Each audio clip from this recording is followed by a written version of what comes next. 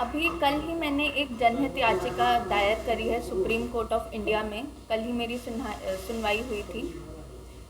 अब हमारी आज़ादी को 75 साल हो गए हैं, पर हम क्या जानते हैं कि हमारे जो प्रतिनिधि हैं, जो लोकसभा में हैं और जो विधानसभा में हैं, जिनको हम वोट कर रहे हैं, वो कितने पढ़े लिखे हैं, वो उनके पास संपत्ति क्या है और उनके क्रिमिनल एंटीसीडेंट्स, मतलब उनका क्रिमिनल रिकॉर्ड कितना रह चुका है, क्या हम इन सब बातों को जानते हैं?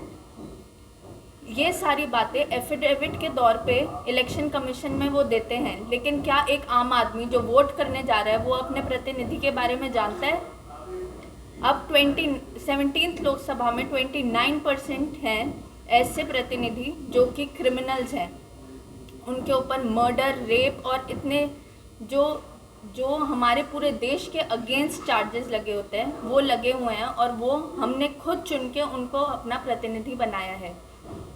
मेरी जो याचिका है उसमें मैंने ये मांगा है कि जो रेलेवेंट इन्फॉर्मेशन है, ये सुप्रीम कोर्ट ने कहा है इसको रेलेवेंट इन्फॉर्मेशन, जो कि एक प्रतिनिधि के, एक कंटेस्टिंग कैंडिडेट के क्रिमिनल एंटीसीडेंट्स, उसकी एजुकेशनल क्वालिफिकेशन और उसकी संपत्ति, दैट इज़ उसके एसेट और लाइबिलिटीज़ बताए जाए। और ये सिर्फ एफिडेविट में दबे ना रहें, बल्कि जो पोलिंग बूथ होता है जहाँ पे वोट देने जाते हैं, वहाँ पे एक बड़े से बोर्ड पे लिखा जाए उस प्रतिनिधि का नाम, उसका एड्रेस, उसके एसेट लाइबिलिटीज़, उसके क्वालिफिकेशन और उसके क्रिमिनल रिकॉर्ड्स, ताकि जो वोटर है वो एक इन्फॉर्म्ड डिसीजन बना पाए। अभी तक हम जो वोट करने जाते हैं वो हमें जो दिखाया जाता है, जो बताया जाता है, उसके हिसाब से हम कर लेते हैं। पर एक बार एक वोटर के पास, एक आम आदमी के पास अगर ये सारी इन्फॉर्मेशन हुई तो फिर वो एक इन्फॉर्म्ड डिसीजन बना सकता है और अपने देश का भविष्य सुधार सकता है।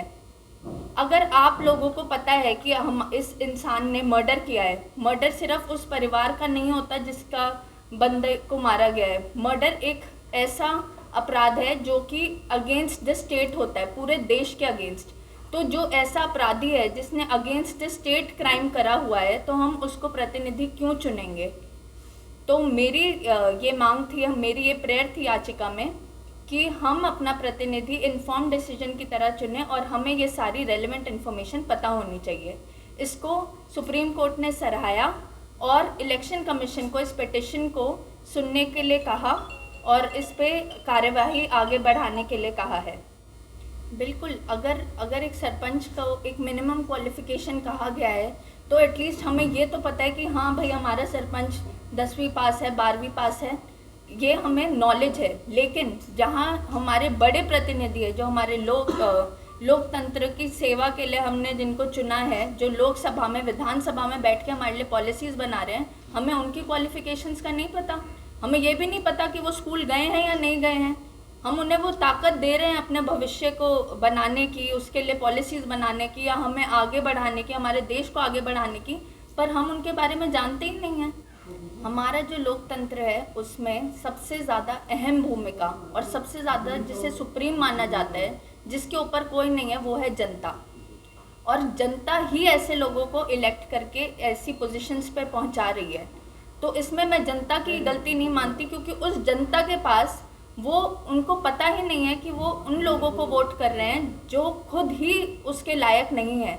अगर उनको पहले ही पता चल जाए कि कौन सा इंसान किस चीज़ के लिए लायक है, कौन इंसान कितना पढ़ा हुआ है, कौन इंसान किस इंसान के ऊपर क्या क्रिमिनल चार्जेस लगे हुए हैं और उसकी क्या संपत्ति है, क्या उसने गैर कानूनी चीज़ों से कमाया है, क्या उसने जेन्युइनली कमाया है, तो फिर जनता खुद ऐसे लोगों को चुनेगी। और ये जो आपका सवाल है कि शिक्षा में शिक्षा मंत्री इतना पढ़ा लिखा नहीं है, क्राइम में जो मिनिस्ट्री ऑफ क्राइम है उसमें जो नेता चुन रहे हैं वो खुद क्रिमिनल है, तो फॉर एग्जांपल, ये एक एग्जांपल के तौर पे मैं कह रही हूँ, तो ये सारी जो चीज़ें हैं ये कम हो जाएंगी उसके बाद। क्योंकि जब लोग जानेंगे, पहचानेंगे कि किस इंसान को वो वोट कर रहे हैं, किसको वो चुन रहे हैं अपना देश चलाने के लिए, तो फिर ऑब्वियसली अगर उनको पता है तो फिर वो एक इन्फॉर्म डिसीजन बनाएंगे। तो 2002 में एक याचिका डली थी, union of India versus association of democratic reforms, उसमें सुप्रीम कोर्ट ने खुद बोला था कि ये रेलेवेंट इन्फॉर्मेशन जो है, जो कि ये 3 पैरामीटर्स हैं, एजुकेशनल क्वालिफिकेशन, क्रिमिनल एंटीसीडेंट्स और assets and liabilities of the contesting candidate, ये जो 3 चीज़ें हैं ये इलेक्शन लड़ने वाले हर एक इंसान को अपनी बतानी है। तो एफिडेविट्स के थ्रू सारे कंटेस्टिंग कैंडिडेट्स वो बताते थे। जैसे इन्होंने बताया कि 2 साल पहले 2018 में एक याचिका लगी थी, उसमें उन्होंने लूप होल्स निकाल के कि एक दिन किसी भी ऐसी जो न्यूज़पेपर नहीं पढ़ा जाता उसमें ऐड निकाल दी, अपने ये सारी चीज़ें बता दी या अपने सोशल मीडिया पर डाल दिया जिसमें शायद ही कोई फॉलोअर्स हो, तो एक तरीके से उसको फॉर्मेलिटी बना दिया। मेरी जो याचिका है उसमें कोई लूप होल नहीं है कि इस चीज़ को कोई नहीं रोक सकता कि जहाँ पोलिंग बूथ है उसको छुपा के लगा दें उस बोर्ड को। मैंने अपनी याचिका में साफ साफ लिखा है कि कॉन्स्पिक्यूअस प्लेस मतलब जो एंटर करते ही साफ साफ दिखाई दे लोगों को, और जो लोग नहीं देख सकते या जिन लोगों को पढ़ना नहीं आता तो फिर ऑडियो विजुअल चले ताकि उनको ये इन्फॉर्मेशन मिले। तो अगर जो इंसान वोट करने जा रहा है उसके पास वो इन्फॉर्मेशन होगी तो फिर इसमें कोई भी लूप होल नहीं रह गया कि उससे लोग कैसे बचेंगे। अभी तक ऐसी कोई याचिका नहीं डली है, ये एक इंडिपेंडेंट याचिका है अपने आप में। अभी आपने कहा कि सबसे बड़ी पावर जनता है, लेकिन अक्सर इलेक्शन में देखा गया है जो जनता है वो कास्टिज्म के ऊपर वोट ज़्यादा करती है। तो ऐसी जनता को आप क्या कहना चाहेंगे कि आपने जो पिटीशन लगाई है अगर वो एप्लीकेबल हो जाती है तो जनता को किस तरीके से फ़ायदा होगा? कास्टिज्म, कम्युनिटीवाद, अपना भाई बंद, ये इस चीज़ पे तो मैं कुछ कह नहीं सकती, पर जो पार्टी सिंबल होता है कि हम प्रतिनिधि को नहीं जानते पर किसी नॉन पार्टी से खड़ा है, मान लो कि हम एक फूल वाली पार्टी है उसके प्रतिनिधि को जानते हैं या उस पार्टी का बहुत नाम है तो फिर हम उसको वोट दे देंगे। तो इस चीज़ को रोकने के लिए मेरी ही एक याचिका थी जिसमें ईवीएम पर फोटो लगती है, आप वोट करने जाते हैं कैंडिडेट की फ़ोटो होती है। तो इस याचिका के पीछे मेरा मकसद ये था कि जो भी प्रतिनिधि को वोट करने जा रहे हैं, जो भी आम आदमी वोटर है, वो ये जाने कि हमारा लीडर कौन है, उसको पहचाने और उसको वोट दे, ना कि कोई पार्टी को।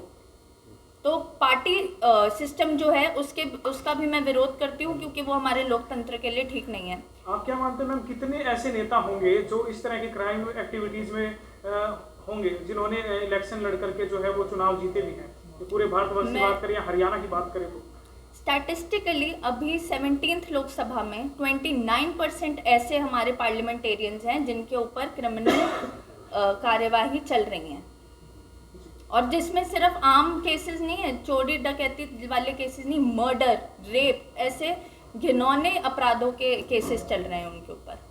तो आपने याचिका में और कौन कौन से बिंदुओं का मुख्य रूप से दिखाया है कि भाई इन बिंदुओं पर काम होना चाहिए?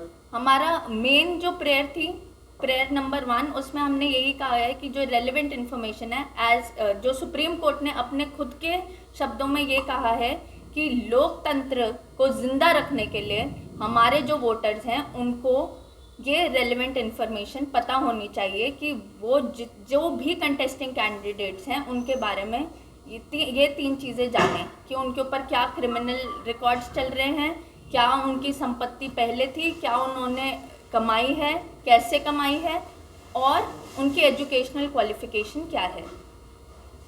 आम जनता को किस तरीके से फायदा मिलेगा? आम जनता एक इन्फॉर्म डिसीजन बनाएगी तो फिर जो ढकोसलेबाजी होती है कि उनको जो बुद्धू बनाया जाता है कि हम ये कर देंगे वो कर देंगे, अगर वो कोई पढ़ा लिखा प्रतिनिधि अपने लिए चुनती है जिसका एक साफ कैरेक्टर का इंसान है जो, और जिसकी संपत्ति सही डायरेक्शन से कमाई गई है, तो फिर वो इंसान में खोट हो ही नहीं सकती। वो जो प्रॉमिस करेगा वो साफ कैरेक्टर का इंसान वो डिलीवर करेगा, और इसी में आम आदमी की भलाई है। आम आदमी अपना प्रतिनिधि इसीलिए तो चुनता है कि वो जो प्रॉमिस कर रहा है वो उसको डिलीवर करे। पर ये क्या, पहले उनको जो बोला जाता है बाद में भूल जाते हैं कि हमने बोला था एक बार पावर में आने के बाद। मैम, किसी का नाम सामने लाना चाहेंगी जिसके लिए आपने याचिका डाली? नाम तो बहुत है, मैं किस किस का नाम सामने ला सकती हूँ, सबके का लाना चाहती हूँ, इसीलिए ये याचिका डली गई है कि एक बार अगर ये सारी याचिका इम्प्लीमेंट हो जाए, ये सारी प्रेयर्स जो हैं याचिका में, तो फिर आप लोगों के सामने सभी के नाम आ जाएंगे। आप रिपोर्टर्स हैं, आप सबको सबके बारे में पता होता है, तो आप लोगों को ही नहीं पता कि कौन कौन 29% क्रिमिनल्स हैं पार्लियामेंटेरियंस, तो वो कौन कौन है। इसीलिए हमें ये एक इन्फॉर्म डिसीजन बनाने के लिए, हमारे लोकतंत्र को जिंदा रखने के लिए ये इन्फॉर्मेशन चाहिए, और इस बात को सुप्रीम कोर्ट ने सराहा है और इलेक्शन कमीशन को कहा है कि इसको लागू किया जाए।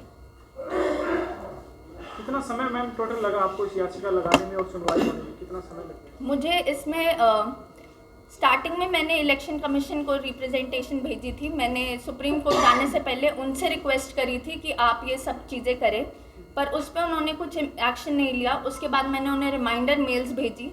उसके बाद मैंने ministry of law and justice में RTIs लगाई, उनको मेल भेजी कि ये इम्प्लीमेंट होना चाहिए, क्योंकि ऑलरेडी सुप्रीम कोर्ट इसको अग्री करता है। पर जब ये सब चीज़ों में कोई एक्शन नहीं हुआ, कोई मुझे नहीं लगा कि कहीं पहुंच रही है ये बात, तो मैंने सुप्रीम कोर्ट में कम से कम 1.5 महीने की मेहनत लगाकर ये याचिका फाइल करी और कल उसकी सुनवाई हुई है।